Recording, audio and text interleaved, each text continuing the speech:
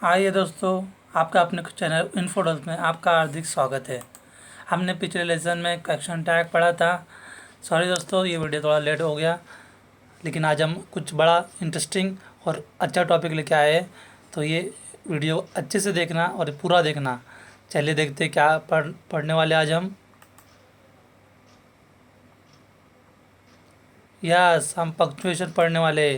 Punctuation को हिंदी में हम विराम चिन्ह कहते हैं। पंक्चुएशन क्या होते हैं सर, देखते हैं। What is punctuation?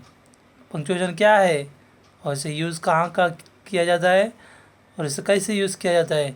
चलिए दोस्तों, इसे हम अच्छे से देखते हैं और आगे बढ़ते हैं। पंक्चुएशन का मतलब होता है विराम चिन्ह। उन चिन्हों को कहा जाता है जिन चिन्हों के सहारे हम अपने वाक्य में रोकथाम लगा सकते हैं। सही दोस्तों, सही सुना आपने।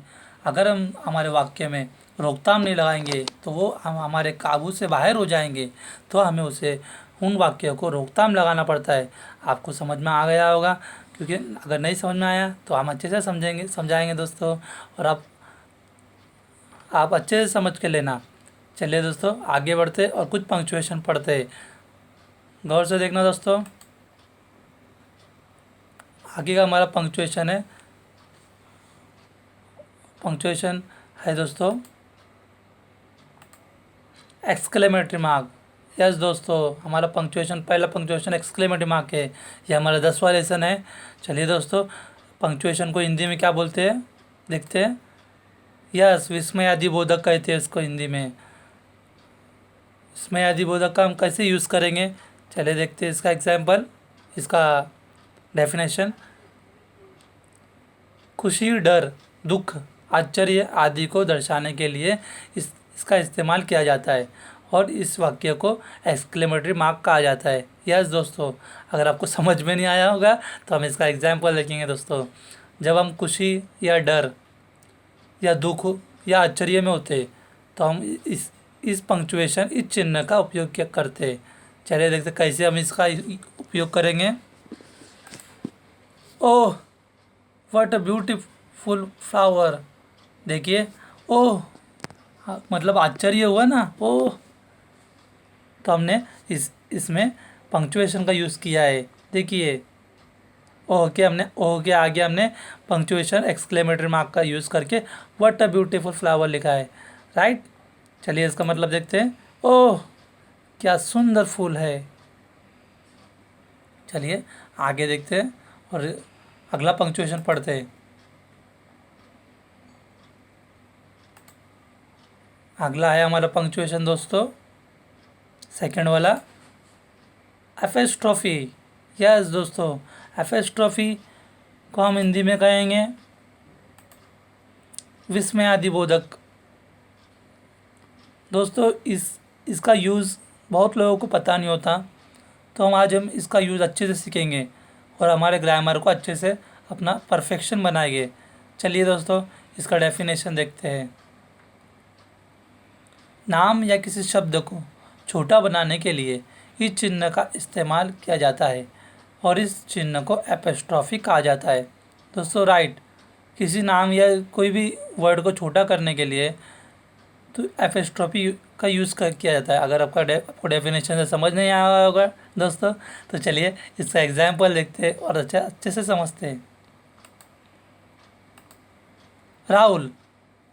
राहुल को बनाएंगे एपोस्ट्रोफी के साथ, राहुल्स। देखिए इसका हो गया राहुल का, हमने इसको एपोस्ट्रोफी लगा के राहुल का कर दिया, मतलब राहुल्स। राहुल के आगे एपोस्ट्रोफी लगा के एस।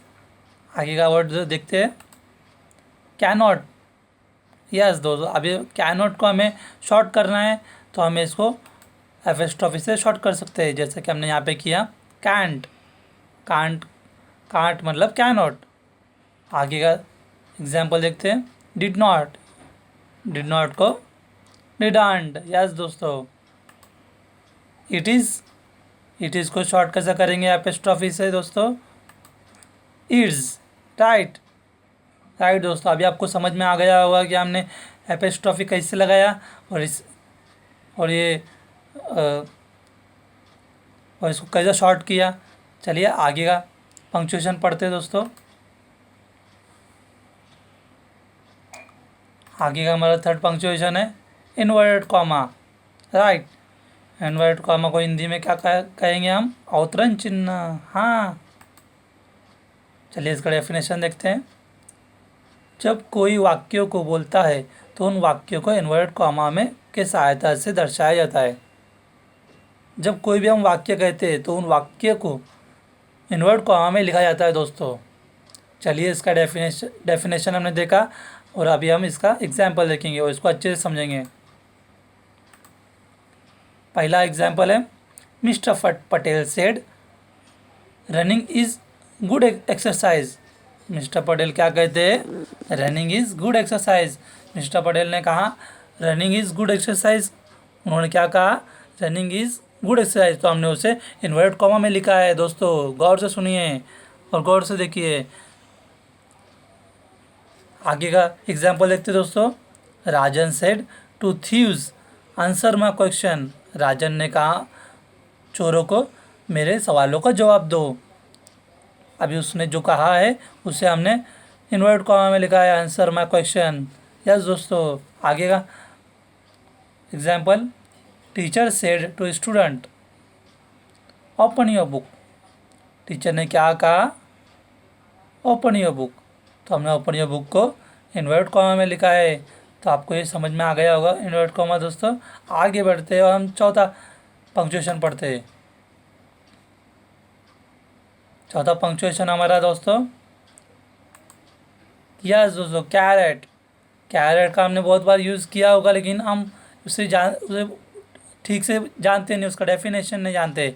इसे हम हिंदी में कहेंगे दोस्तों काकपद। हाँ दोस्तों, सुनने में थोड़ा अलग लगता है, काकपद। ठीक है दोस्तों, इसका डेफिनेशन देखते हैं। वाक्य के बीच में कोई शब्द छूट गया हो तो वो कैरेट की सहायता से दर्शाया जाता है। ठीक है दोस्तों, इसका डेफिनेशन आपको समझ में नहीं आया होगा मुझे लगता है, तो हम इसे विस्तार से देखते हैं, इसका एग्जाम्पल देखते हैं। चलिए, Shivaji was born the of Shivneri. अभी यहाँ पे हमने शिवाजी कहाँ पैदा हुए? शिवनेरी में। तो बीच में हमारा वर्ड रह गया था फोर्ट। फोर्ट यानी किला। तो हमने वहाँ कैरेट लगा के फोर्ट लिखा है। जहाँ हमारा वर्ड छूट जाता है तो वहाँ हम कैरेट का यूज़ करते और उस वर्ड को वहाँ लिख लेते। ठीक है दोस्तों, आपको समझ में आ गया होगा अभी कैरेट का। चलिए आगे का पंक्चुएशन पढ़ते हैं।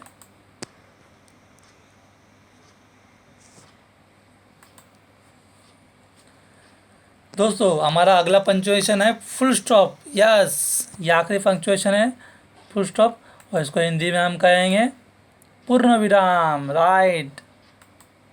और इसका डेफिनेशन दोस्तों, जब वाक्य का अंत होता है तो फुल स्टॉप का उपयोग किया जाता है, राइट दोस्तों। जब हमारा वाक्य ख़त्म हो जाता है तो हम उसे छोड़ तो नहीं सकते ऐसा, तो वहाँ फुल स्टॉप लगाना ज़रूरी होता है हमारे लिए। चलिए इसका एग्जाम्पल देखते हैं। He going for school. अब यहाँ पे वाक्य पूरा हो गया, इसके आगे कुछ नहीं है, तो हमें यहाँ पे फुल स्टॉप लगाना पड़ेगा। आया ना फुल स्टॉप? हाँ दोस्तों, इसका मतलब होगा वह स्कूल के लिए जा रहा है। यस दोस्तों, अगर आपको मेरा ये वीडियो पसंद आया होगा और आपको हमारा चैनल अच्छा लगा होगा तो इसे लाइक, सब्सक्राइब और इसको कमेंट ज़रूर करना। थैंक यू फॉर वॉचिंग दोस्तों, प्लीज़ सब्सक्राइब।